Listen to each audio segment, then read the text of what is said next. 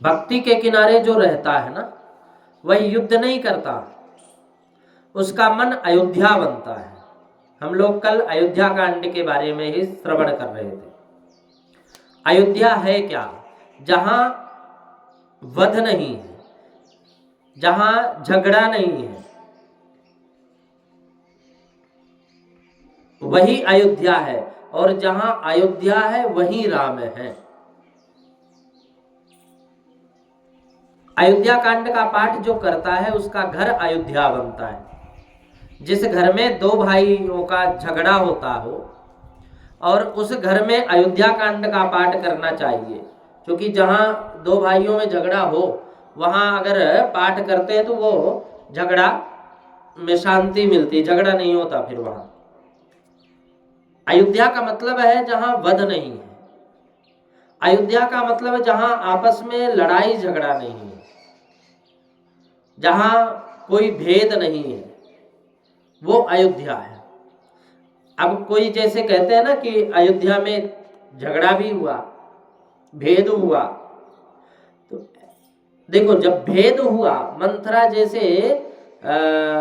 मंथरा के मन में जो भेद उत्पन्न हुआ और कैकेयी के पास वो भेद गया, कैकेयी के द्वारा राजा दशरथ जी के पास जब वो भेद गया,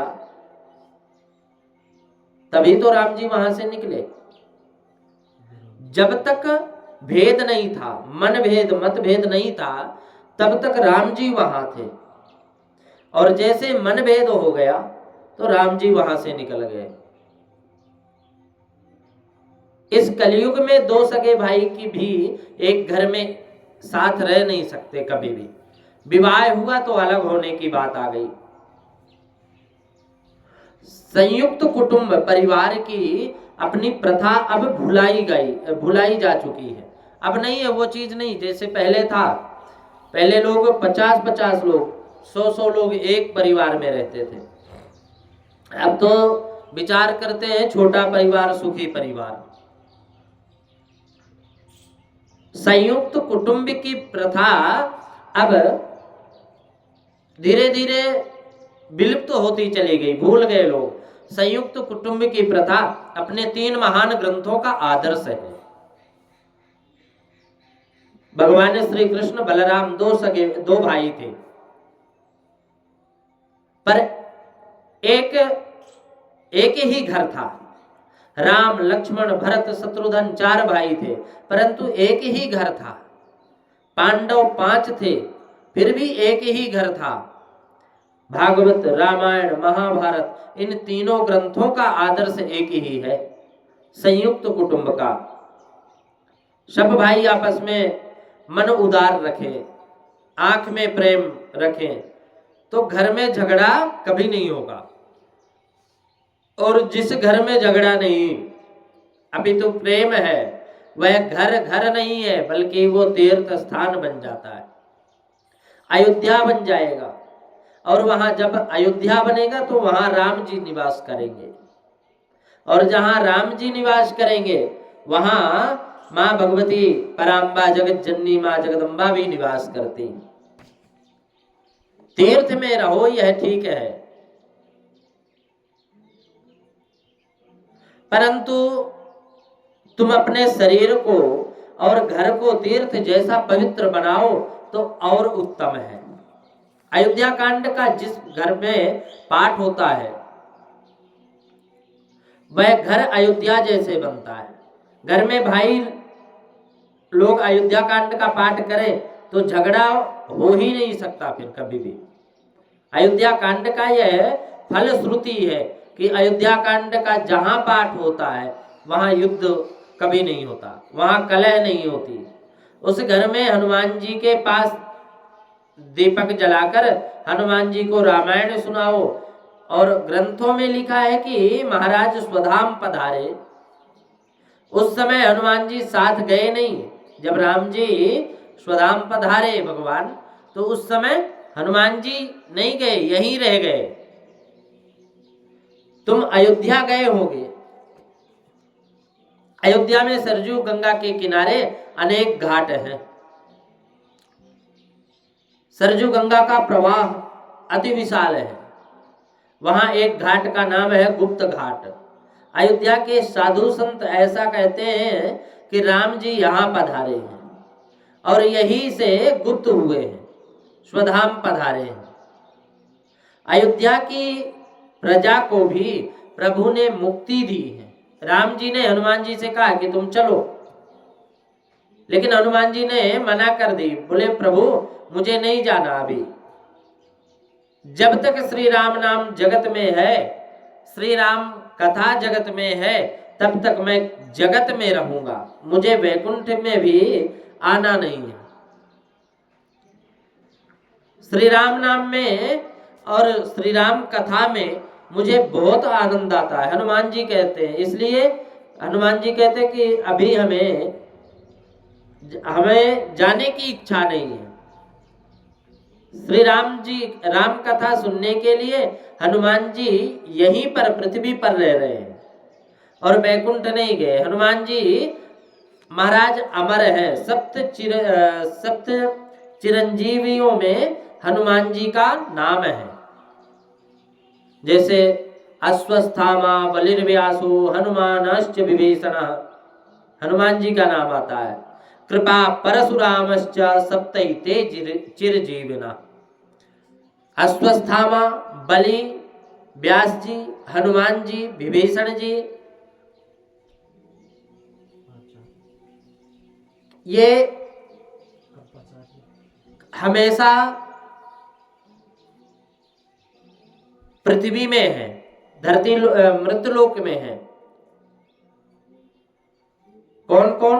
अश्वस्थामा, बलिर्व्यासो, बलि जी, बलि बावन बलि, और व्यास जी, हनुमान जी, विभीषण जी भी हैं। कृपा परशुरामश्च सप्तैते चिरजीवना। कृपाचार्य है, परशुराम जी हैं।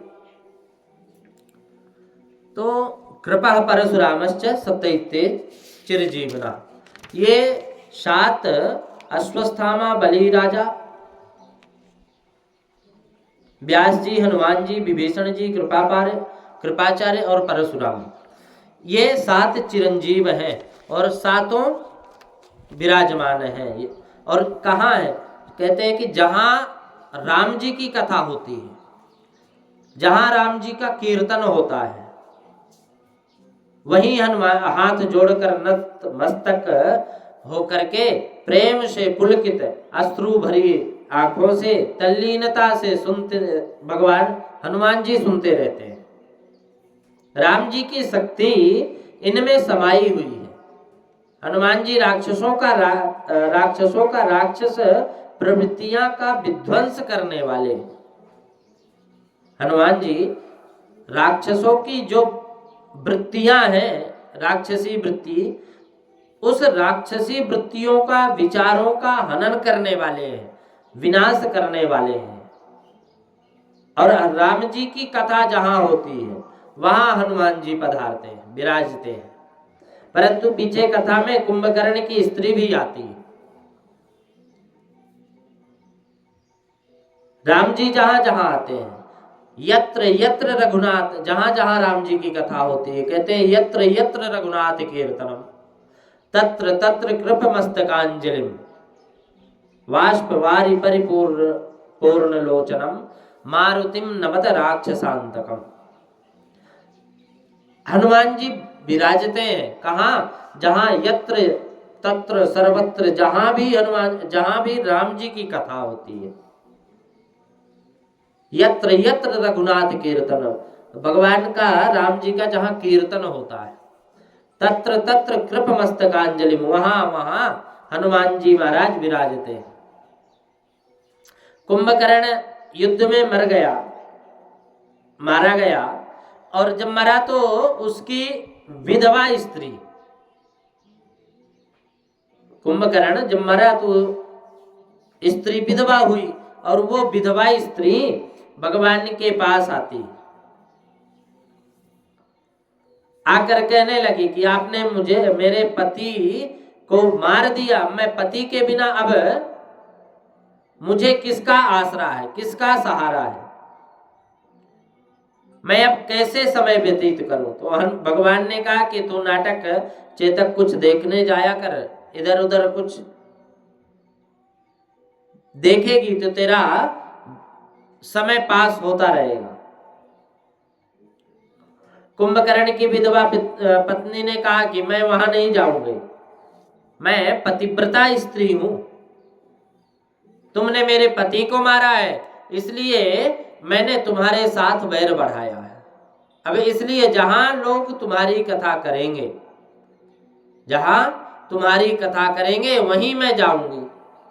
अब कथा में बैठा हो अथवा हाथ में माला ली हुई हो कोई, तुरंत कुंभकर्ण की निद्रा देवी आकर खड़ी हो जाती है। 2-4 रात्रि का जागरण हो और नाटक चल रहा हो, सिनेमा हो, वहां नींद नहीं आएगी कभी भी।